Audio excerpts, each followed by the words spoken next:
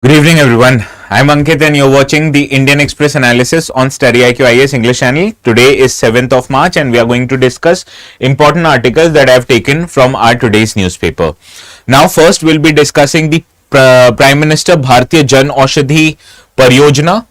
If you can understand, this scheme is abbreviated as PMBJP. I'm surprised why no opposition party has raised concerns about it. Now, this particular scheme actually provides you with generic medicines at an affordable cost. So it wants to increase the access of medicines to normal people in the country and also wants to reduce their out-of-pocket expenditure. So therefore, this scheme becomes important from perspective of which newspaper or which relevant GS paper. It is GS paper 2, right? So therefore we'll be dealing with PM Janaushadhi Pariyojana. In the second news article, it is very closely related, but it is not related to humans, rather it is related to animals. This is the Pashu Aushadhi initiative. Now, Pashu in Hindi means animals, right?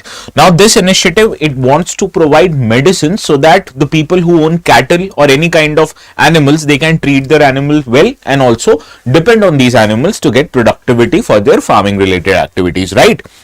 So therefore, this is quite closely related to the agricultural sector, particularly the GS paper 3 syllabus, right? So we are going to cover Pashu Aushadhi initiative also. Then we'll move on to studying the Taj Trapezium Zone. Now, Supreme Court of India has issued some kind of a guidelines so that a tree survey can be conducted in the protected area of Taj Trapezium Zone.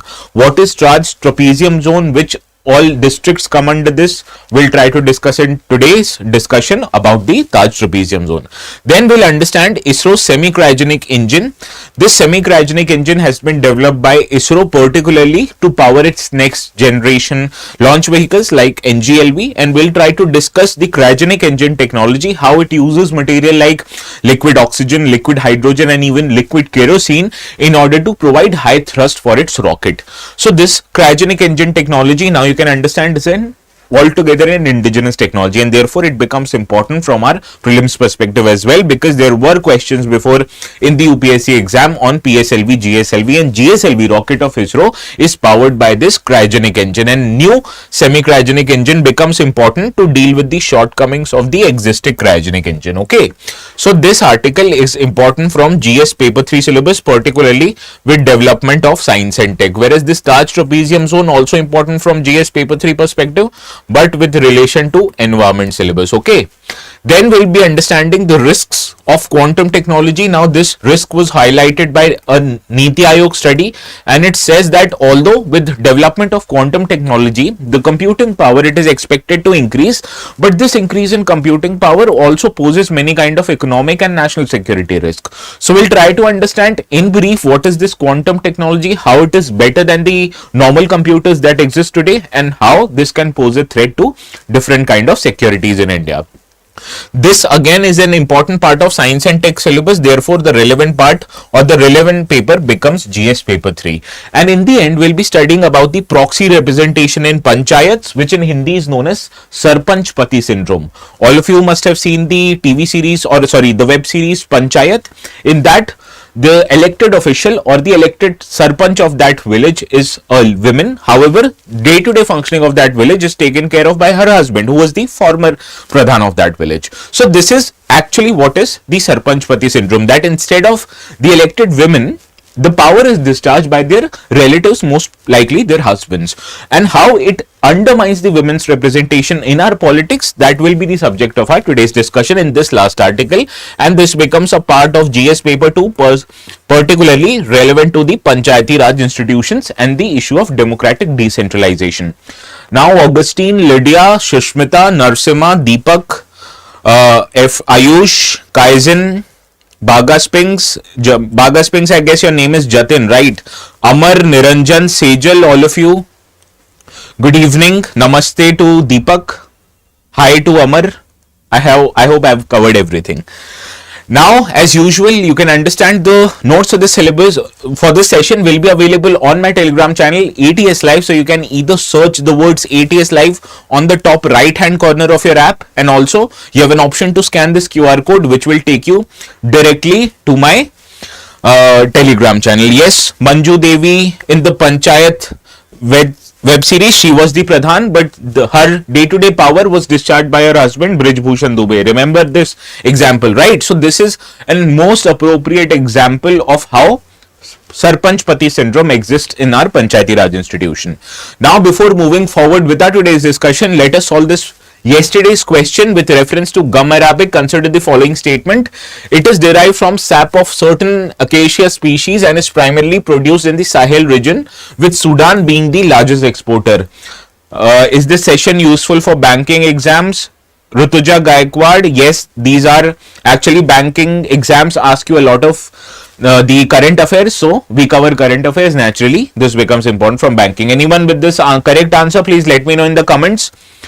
Due to the recent geopolitical conflicts, the trade is increasingly shifting towards the formal markets with strict certification process. Are both of these statements correct? Lydia says option D. Anyone else?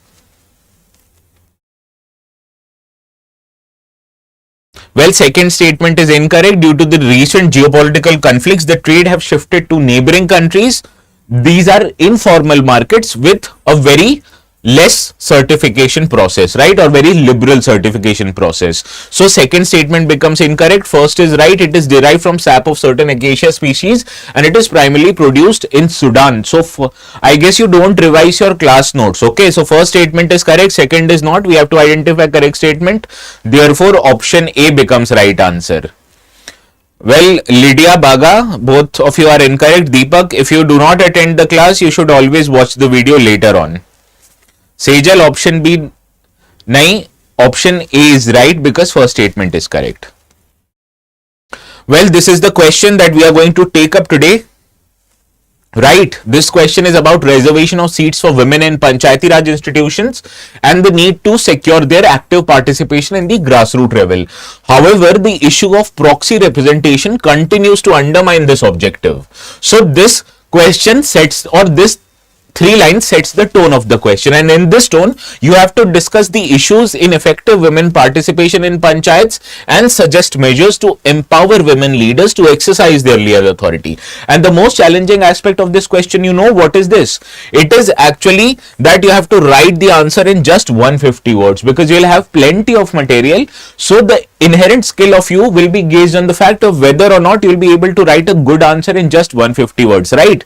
But you need fodder also, right? I'll be providing you with the fodder in our today's discussion. Now let us get started with our articles of the day. This first article is actually not an article. This is a full page ad by Government of India that appeared on page 9 of the Indian Express newspaper. And if you look at this advertisement, it says that quality generic medicines are available at affordable prices through Pradhan Mantri Jan Aushadhi Kendra. And this actually states the achievement of the governments for a particular scheme, right?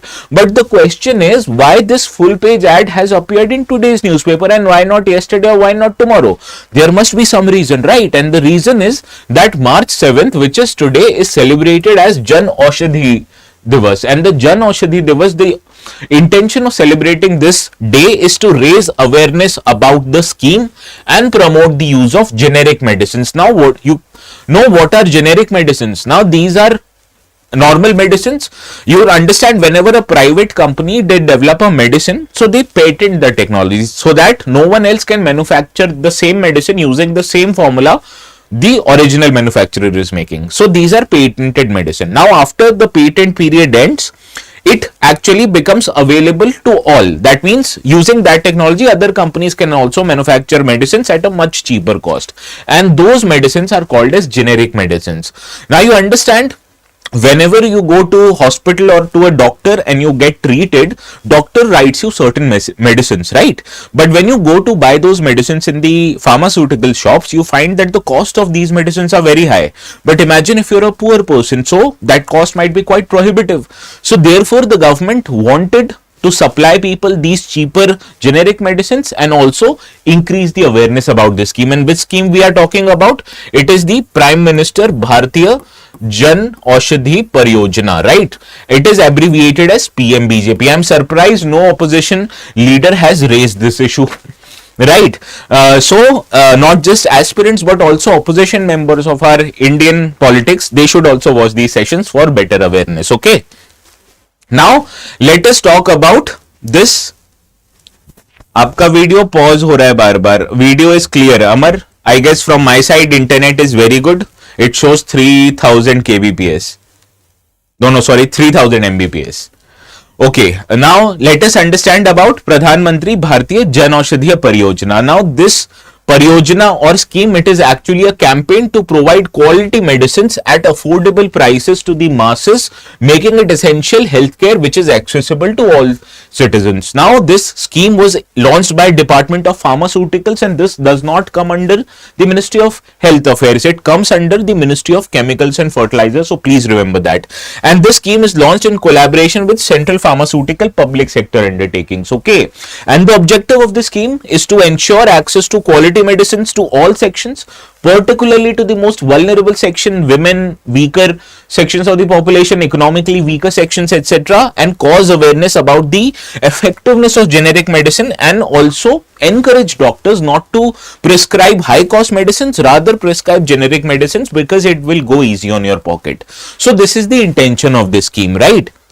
Now this scheme is actually implemented by the Pharma and Medical Bureau of India, which is a registered society under the Societies Registration Act, and it is operated by government agency, that these centers known as Pradhan Mantri Bhartiya Janaushadhi Kendras. Okay, now these are the actual medical shops which distribute the medicines under the scheme, and these are operated by government agencies as well as private entrepreneurs. Now major many initiatives were taken under the scheme also. These were supply of Suvidha sanitary napkins, which is made available to women at just a cost of ₹1 per pad, which is quite cheap, and also Janaushadhi Sugam mobile application, which helps the beneficiaries to locate where are the shops using the Google Maps. It also tells you the prices of generic medicines and how does it compare with branded medicine, and how much cost that you are saving while visiting these centers. So that is why these kind of interventions are necessary to provide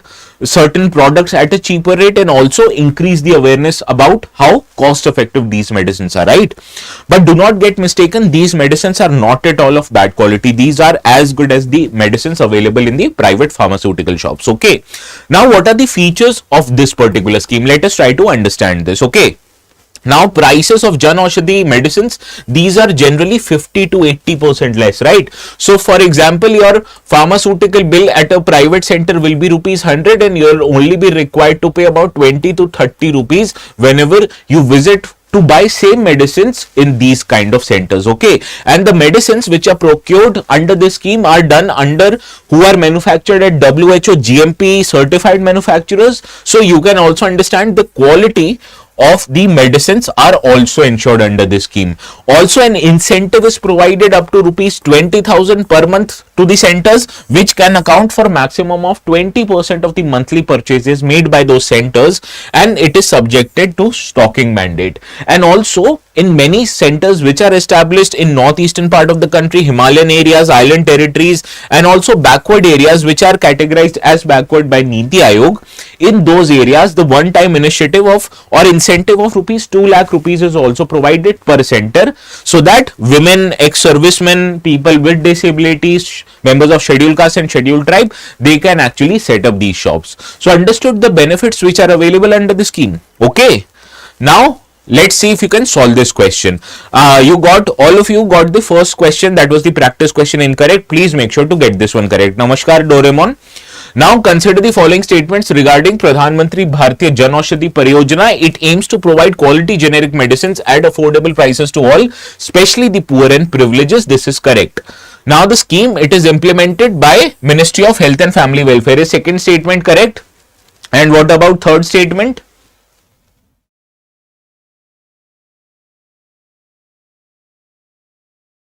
First and second, please let me know what is the correct answer. Is first, second and third statement correct?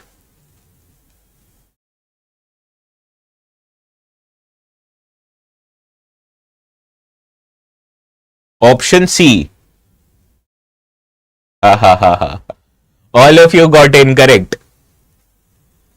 Some of you are right. Shushmita says option B. Narsimha says option B.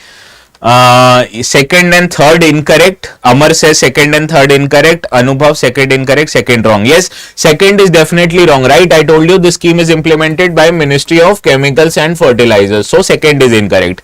And reread the third statement correctly. Under the scheme, one-time incentive of rupees 2 lakh is provided to PM BJP Kendras opened in any part of the country. Is any part of the country correct? The answer is no, only in backward regions, only in northeastern part of the country, only in Himalayan states, not in any part of the country. So third also becomes incorrect, and we have to identify here what? Incorrect statement. So second and third are incorrect. Option B therefore becomes our right answer. So Lydia, Rohit, ऊपर में अमर, Narsimha, Shushmita, all of you are correct, rest of them not so correct, okay? That is how you should reread the questions again. UPSC plays tricks with your mind. It knows that you are under significant pressure during exam. So it tries to play you with the wordings. So please do not miss out on that. That will be very unlucky on your part, especially after the hard work you're doing every day. Okay, now very close to this scheme is the second article known as Pashu Aadhar Initiative for Healthcare Life Sector or Health of Livestock in India, and this article appeared in the explain section. Now this article states that the government of India has approved the revision of the Livestock Health and Disease Control Program with the outlay of rupees 3,880 crore for 2 financial years, that is from 2024 till 2026, right? Now under this program we'll see that many initiatives have been taken, so let us try to understand this. Now this is a centrally sponsored scheme. What do I mean by centrally sponsored scheme?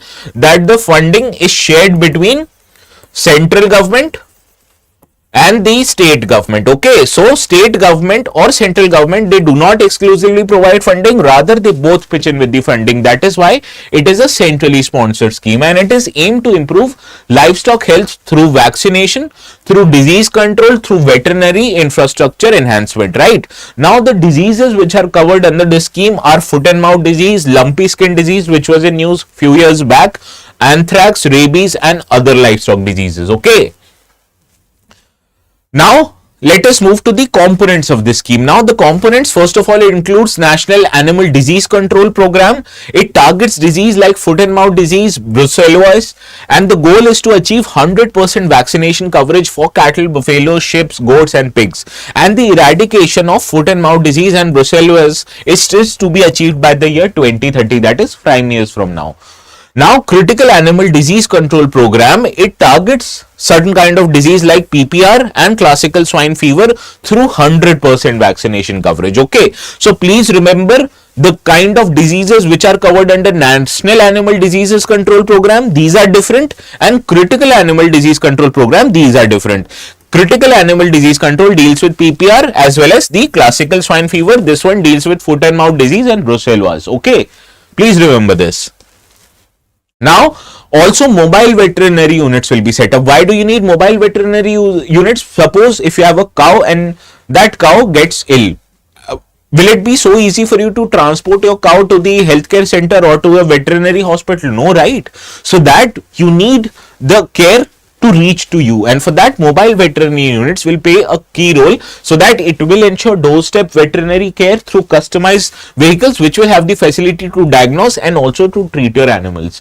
Further assistance to states for control of animal diseases will be provided through targeted state emergent and zoonotic animal diseases, including lumpy skin diseases. So as this lumpy skin diseases was very much prevalent in 1 or 2 years before, that is why the special focus of the scheme is on treating the lumpy skin disease. Now Pashu Aushadhi, it is a Kendra which is a new component added to the scheme, and this Kendra intends to improve the availability of generic veterinary medicine through the network of PM Kisan Samruddhi Kendras and Cooperative Society. Now, these PM Kisan Samruddhi Cares, these are institutions that provide advisory services to the farmers. And in these centers only, the government wants to provide these centers with medicine that can sell these medicines to the farmers who have livestock. Okay. Now let us understand more details about these Pashu Aushadhi stores. Now Pashu Aushadhi scheme, it was an initiative which has conceptualized on the same scheme as the Pradhan Mantri Bhartiya Janaushadhi Kendras, which we covered in the last article, right? So this is a same kind of a store. The only difference is that in the PMBGK stores, the medicines are available for humans, whereas in the Pashu Aushadhi scores, the medicines will be available for animals, right? So this is the only difference. Now these kendras, they will also sell ethno-veterinary medicines, which are not actually chemical medicines. Rather, these are medicines based on traditional practices of how farmers and people, they used to heal their animals, right? And this utilizes traditional knowledge and practices to treat the animal diseases. So these kind of medicines and aushadhis will also be available at these Pashu Aushadhi kendras. Okay. Now, why is actually Pashu Aushadhi so important for India? Why is actually taking care of your animals so important? Are these animals just animals? No, these animals not just have an emotive value, but they also have an economic value. That India has about 535.78 million of these livestock as per the latest India livestock population, which includes total bovine population like cattle, buffaloes, ox, mithun, yak, which is about 7.79 million of them. Now, productivity of the livestock, it gets impacted if they are adversely affected by the diseases. So what we want is that, first of all, these livestock are not affected by the disease, and if God forbid some diseases strike them, we have to get them treated as soon as possible, and therefore providing them with the medicines is quite essential. But we have realized that in previous measures, that vaccination drives that are being undertaken, they are effective, but that completely does not eradicate any diseases. So in case the animals are struck with kind of a diseases, the farmers will have to spend a lot of money in buying the medicines from the normal stores, and that is why, to make it affordable to buy them the medicines, we are establishing these Pashu Aushadhi kendras. Okay, so this is the intention of the scheme. Now let us solve another question. Okay, Deepak Mali, I have one cattle. Which is that cattle? Is it buffalo or cow? Please let me know, Deepak. Now consider the following statements regarding the livestock health and disease control program. The program aims to eradicate foot and mouth diseases and brucellosis in the livestock by 2030 through 100% vaccination coverage. Is the first statement correct? Yes, it is correct. The second statement, the critical animal disease control program under LSDCP focuses on eradication of rabies and anthrax. Is the second statement correct? Please let me know. And also please let me know whether the third statement is correct. Quickly, please answer. I'll get out of your way so that you can see the complete statement. Okay.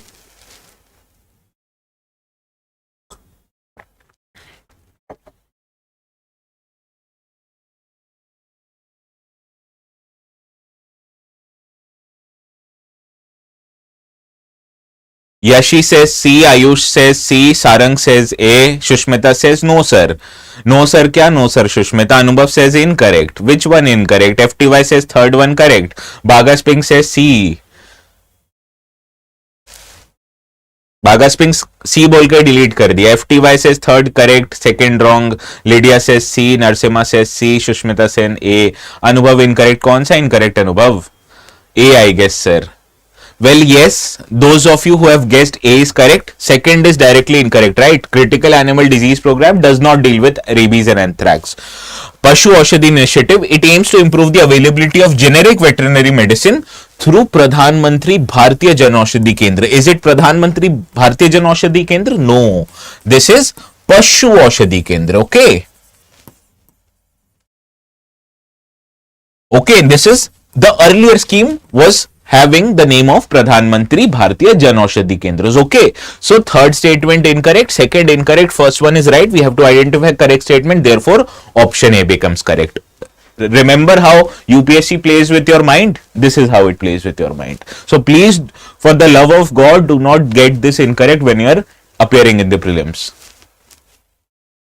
Now this is the next article that we are going to discuss today. This article actually appeared in the page 7 of the Indian Express newspaper, and it states that the Supreme Court has asked the Forest Research Institute to carry out the tree census in the Taj Trapezium Zone. So this is the context of this article. So you must be wondering, what is this Taj Trapezium Zone? You have certainly heard about Taj Mahal. Many of you, I guess, might have visited the Taj Mahal also, but have you heard about Taj Trapezium Zone? No, right? So let us know what is a Taj Trapezium Zone. Now it is a designated area of about 10,400 square kilometers which stretches along two states, Rajasthan and Uttar Pradesh, and as this area is designated or is in a form of trapezium, that there is why it is called as a Taj Trapezium Zone. Now in this area you will see many important monuments are there. This is Fatehpur Sikri, Agra Fort, Taj Mahal, right?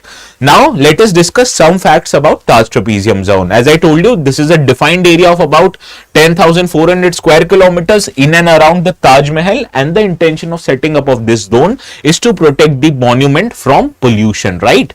Now this area, which is the Taj Trapezium Zone, it does not consist of Taj Mahal. It consists three World Heritage Sites. These are Taj Mahal, Agra Fort as well as the Fatehpur Sikri. Now all these three are related to the Mughal Sultanate, right? Now it spreads across the districts of Agra, Firozabad, Mathura, Hathras and Etah, which is located in Uttar Pradesh, and the Bharatpur district, which is located in Rajasthan. So technically it spreads across two states, Uttar Pradesh as well as Rajasthan. Okay. Now the legality of this area. Now the objective is to control pollution and preserve the Taj Mahal from environmental degradation. As you can understand, in and around Mathura and Agra there are a lot of industries. Mathura has Indian Oil Refinery, Agra has a lot of leather industries and also heavy industries. So you need to control the pollution in this area to preserve this kind of a heritage monument. So that is why this Taj Trapezium Zone was created, and it was the Union government which created this zone under the Environmental Protection Act of 1986. Now this TTZ has four zones, namely red, green, orange and white, and these zones have different kind of regulation on what kind of emission should be there from the industries, etc. You did not get into details about the various intricacies, just have to remember these kind of details or facts related to Taj Trapezium Zone. This is enough for your exam. Okay. Now let me see if you can solve this question. अमर, मैंने तो आज तक Taj Mahal real में देखा नहीं भाई, देख लेना प्लीज, बहुत अच्छा है. Krishnan Kaushik says Ola Amigos. Okay, so please let me know this correct answer. Quick.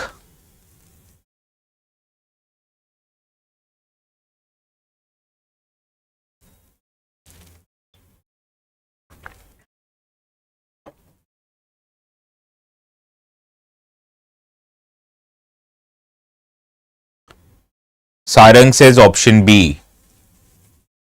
A.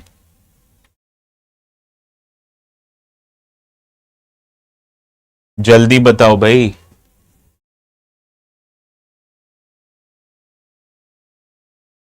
Well, Taj Trapezium Zone covers an area 10,400 square kilometers and includes three UNESCO World Heritage Sites, Agra Fort, Taj Mahal and Fatehpur Sikri. First statement correct.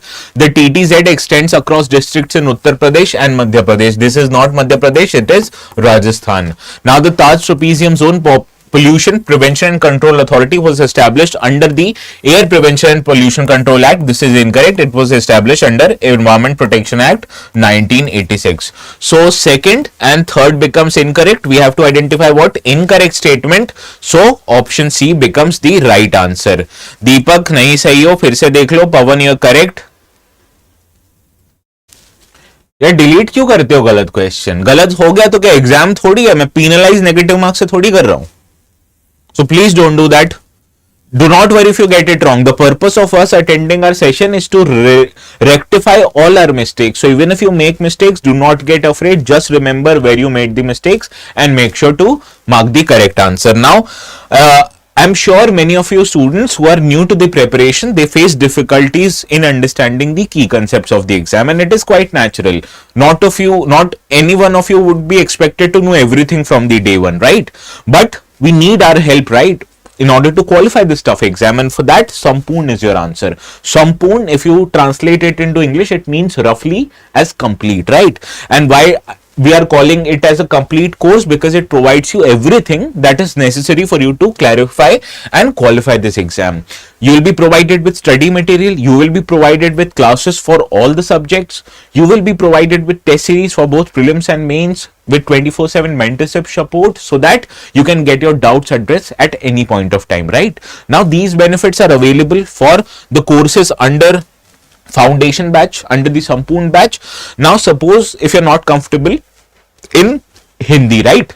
So you also have an option to enroll exclusively in the batches for the English courses, right? Now if you can see from these tiles, currently the admissions are ongoing for 2026 Sampoorn batch, which is starting from the 7th of March, that is today. Now the courses right now are available at 37,499. But what if I tell you, using the code which must be flashing on the bottom half of screen, you can get this course for a much cheaper rate. And let me tell you how to apply for these discounts. Now click on add promo code here. Okay, you will be given an option to enter code, write ATS live, right? After writing ATS live, click on apply and see the value of course from 37,499, it gets reduced to 29,999, which is the discount of 7,500 rupees. So 7,500 rupees, I know it is a huge amount of money, but you need to save it by applying the code ATS live. So please do not forget that.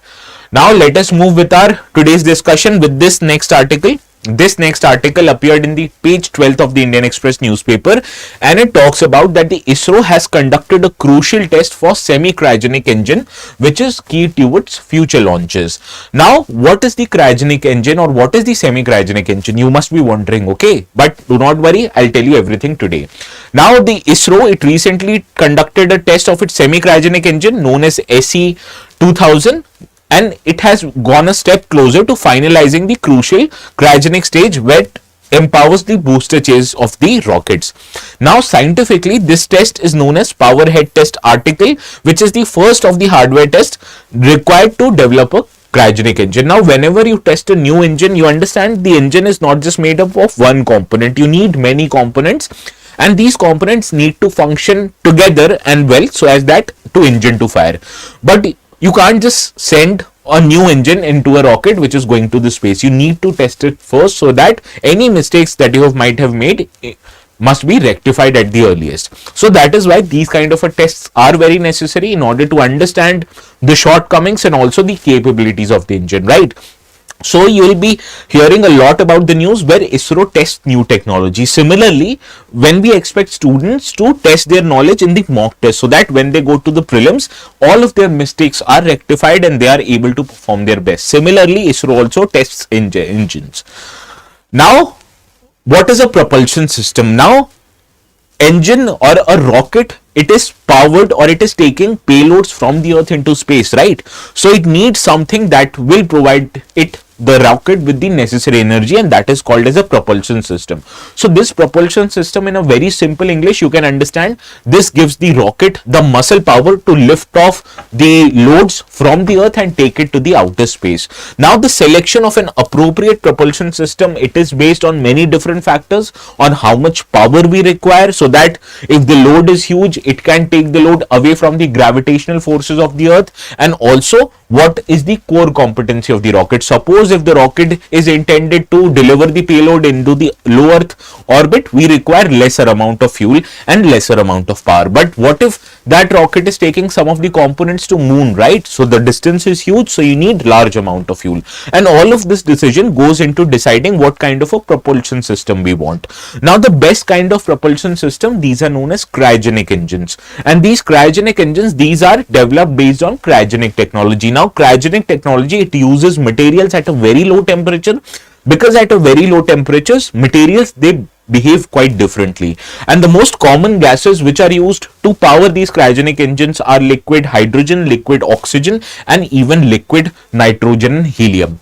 Now the engines which is using these kind of technologies, these are known as cryogenic engines, and these are used to power rockets. Okay, now in this regard, ISRO, they have developed a cryogenic engine of its own due to many circumstances. Earlier, India used to buy cryogenic engines from Russia. However, Russian delivery of cryogenic engines, they were subjected to US sanctions during the Pokhran nuclear test.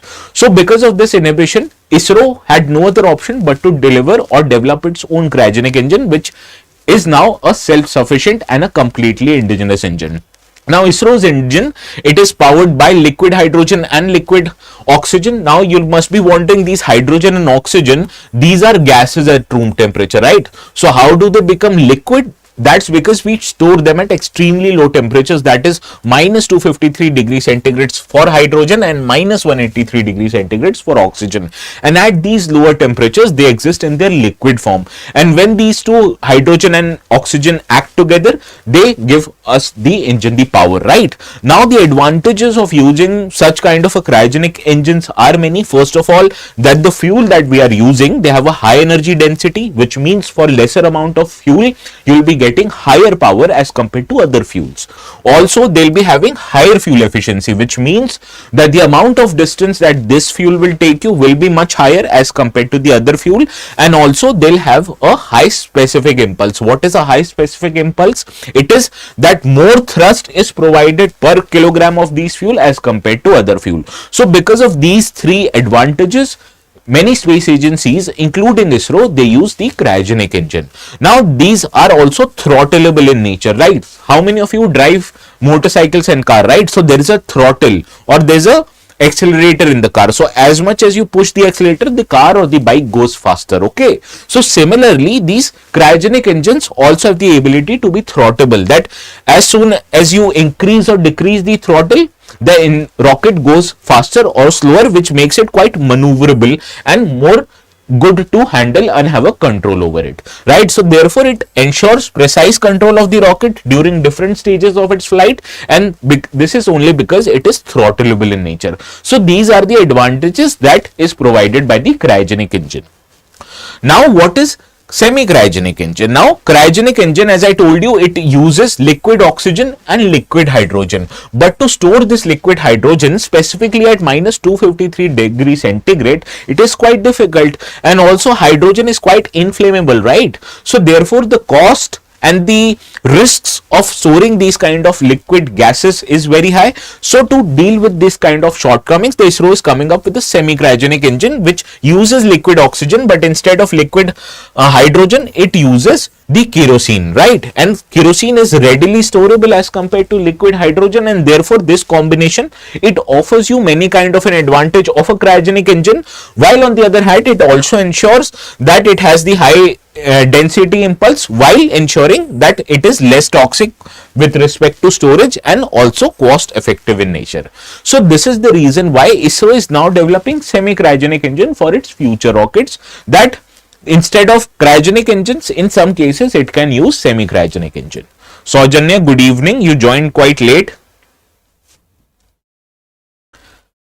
Now let's see if we can solve this question. Consider the following statements regarding the cryogenic technology in the space exploration. Now, cryogenic technology, it is used in rocket propulsion to store and utilize fuels at extremely lower temperature. This is a correct statement.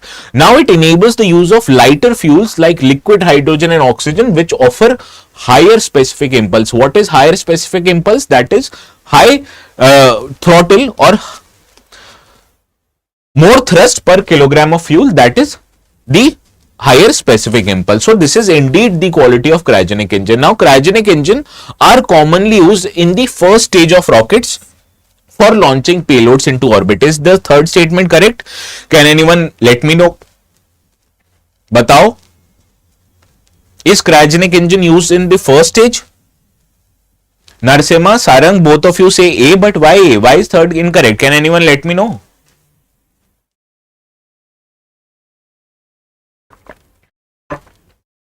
Well, yes, all of you are correct. Amar, Narsimha, Sarang, you are correct.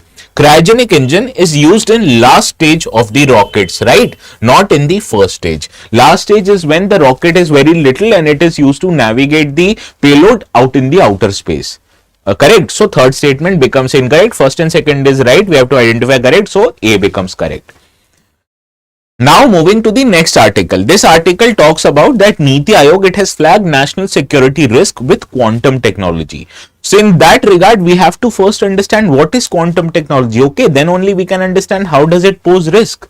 And this is important from science and tech syllabus, okay, which is a part of GS paper 3. So in this regard, let us try to understand the context of this article. Now Niti Aayog, it has a division called as Frontier Tech Hub, which publishes a report every quarter. Now, in the current report, this particular wing of Niti Aayog, it has said that the countries who have developed the quantum capabilities will secure an unprecedented strategic edge, and this unprecedented strategic edge will also jeopardize the national security and economic competitiveness of countries who do not possess this kind of a quantum capabilities. Okay, so in that regard, for countries like India, it is very essential to develop its own quantum capability. So this is the context of the article. Now, in this regard, let us understand what is or what are quantum computing or what is quantum technology, right? Now, the classic computers, that is one in front of me right now, it processes information in binary. That is, it computes information based on zeros and ones. However, on the other hand, quantum computing, it uses quantum bits, that is known as qubits, that can exist in multiple states. So, information technically in quantum computers, they can exist in 0, 1 or any number between 0 to 1. Okay. So, that is how these kind of quantum computers, they are much faster and have higher processing powers as compared to classical computers. Therefore, being sufficiently more powerful than classical computers, these quantum computers have the ability to break key encryption algorithms. What are these encryption algorithms? These are actually mathematical equations which, by the virtue of classical computers, they take quite a lot of amount to solve, or they take a lot of amount of time to solve. So therefore, classical computers, they can't break these encryption algorithms. On the other hand, I told you, right, quantum computers are much more powerful in nature. They can compute calculations at much quicker time as compared to classical computers. So technically, they can solve these encryption algorithms quicker, thereby making them or having the ability to break these kind of encryption codes. And also, they make modern internet security, online banking, secure communications, which are all dependent on quantum technology, on encryption technology. They will become obsolete once with the development of quantum computing. So that is why developing quantum computing is essential, because if you don't develop it, you will be at the risk of with the other countries, right? So this is the main intention of the quantum technology. Now let us understand what are the risks associated with quantum technology. I told you, right, they can crack modern encryption code in matter of seconds and hours. So therefore, every kind of a site which is protected with an encryption algorithm, your WhatsApp, etc., they will be uncoded with the help of quantum computers. Therefore, it will destabilize our financial market, it will transform military capabilities, and therefore India needs to have the ability to first of all assess vulnerabilities, adopt the rectification measures. And also, there are many countries who are imposing export controls on key items which are used to develop quantum technology. For example, these are arbitrary waveform generators, digital to analog converters, microwave components, specialized laser. All of these items, they are used in developing quantum computers. So whenever the countries who are in possession of these items, they are restricting their exports. So how can you actually develop your own quantum computer? So these are the risks associated with quantum technology right now. Now, in that regard, to mitigate the risk of national security from quantum technology, this report, it has recommended developing a post-quantum cryptography, right? Now, this post-quantum cryptography is a cryptographic algorithm which is designed to withstand attacks from a quantum computers, right? It ensures that improved data security is there. So you need to implement this PQC, okay? Just remember, PQC is a kind of a cryptographic algorithm which is much more complex than the normal cryptographic algorithm, and it can withstand attacks from the quantum computers. This is only what you need to know today. Now, many countries, they are increasingly investing more in the quantum technologies, be it US, China, and also India.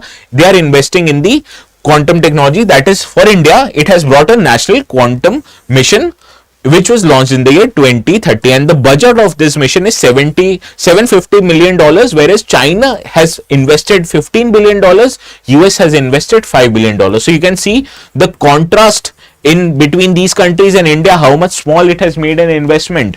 But this report has actually stated that India gets maximum out of its money. So even if it is investing less amount of money, India, with several historical examples has actually shown that it can achieve the similar amount of technological development at a much cheaper cost. So we need not worry about the amount that the India is investing. India is sorted in this regard. Now let us understand few details about National Quantum Mission. Okay, now this mission has a budgetary outlay of 6,003 crores rupees, which is intended for about 12 years of time, and it is intended to build quantum related capabilities with respect to India. Now to seed, nurture and scale up the scientific and industrial R&D is the intention, which intends to create vibrant and innovative ecosystem with respect to quantum technology. And the intention of the scheme is to focus on achieving specific milestone within the 8-year of time frame. Sorry, this was not 12 years, this is 8 years, my bad. Now the National Quantum Computing Mission, it includes the research in various domains. First is the domain of communication, right? Now it will establish a secure and high bandwidth communication infrastructure which will span about 2000 kilometers. Similarly, China has developed a quantum satellite which sends signals from these satellites using the cryptographic quantum key, which is much more harder to detect and break as compared to the normal codes. Also, this will focus on developing quantum computing power with a capacity of processing of about 1000 qubits, right? And magnetometry and atomic clocks are also will be developed, which will help advance highly sensitive magnetometers for precision management and reliable atomic clocks. And also quantum material design will be developed so that it will synthesize novel materials which will be used in quantum computers, tailored specifically to achieve the higher computing power devices. So these are the domains which will be covered under the National Communication Network. The most important is the quantum communication network. Okay. Now quantum development right now is in a very advanced stage, but countries including India have signified or have given necessary resources in order to achieve the supremacy in the development of quantum computing. Okay. Now let us move to the last article of the day. This article appeared in the op-ed page of the Indian Express newspaper, that is page 11, and it is written by India's first MBA Sarpanch, that was Miss Chhavi Rajawat. Now her actual article highlights the problem of Panchayat Pati syndrome, also known as Sarpanch Pati syndrome. Now this Sarpanch Pati syndrome is nothing but the issue of proxy leadership in panchayats, right? Now most of you must have watched these web series, right? Here the actual Pradhan of the village is Manju Devi, but in reality we see that her husband Brij Bhushan Dubey discharges her function and acts as a Pradhan, de facto Pradhan. Okay, and we see that the Panchayat Secretary Abhishek Tripathi actually goes to the Pradhan Pati for taking permission, and just hypothetically he takes the thumbprint of the illiterate women Pradhan in the village. So this is the entire issue, which in a very comical way highlights the issue of Sarpanch Pati syndrome. And this Sarpanch Pati syndrome is actually the matter related to proxy leadership, and this article is actually talking about this only. And in recent months we have seen that the government has become more aware about this issue, and it is trying to do many things in order to do away with this kind of a problem that exists in the village. Now in our today's discussion, let us quite discuss very quickly what is this women panchayat or women participation in our Panchayati Raj system. Now in India, Panchayati Raj system gained the constitutional recognition through 73rd Constitutional Amendment Act, which was passed in the year 1992, and it provides a 3-tier Panchayati Raj system in every state, that is panchayats at the village level, at the intermediate level and at the district level. Okay, and in this regard all the members of these panchayats at village, intermediate and district level, they are to be elected directly by the people, and also the chairperson of intermediate and district level, they are indirectly elected from among the members who are the members of Panchayati Raj institution, and the Sarpanch of the village is elected as per the provision made by the respective state legislative assembly.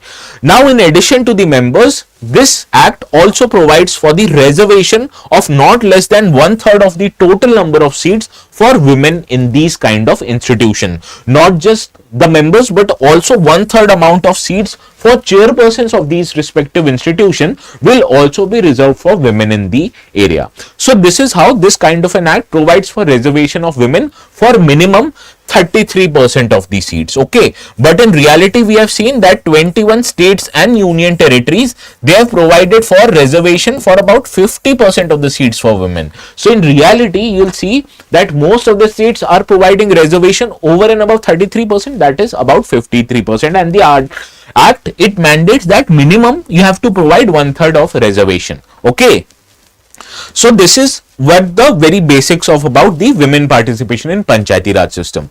Now let us understand what are the challenges that is besetting or that is probleming the women in the political participation. First is the proxy leadership challenge. I told you, right, that in reality we have seen that 1/3 of seats at least they have to be reserved for women, but what in reality happens, that the powerful people in the villages, if they are themselves unable to contest the election because of the seat reservation, they make the women of their house, particularly their wives, their daughters, to stand as for the election. And when they are elected, in reality the power is discharged not by these women but by their husbands and brothers. And this is what proxy leadership challenge it. So in reality you are technically ensuring women participation, right? But is women participation in decision making?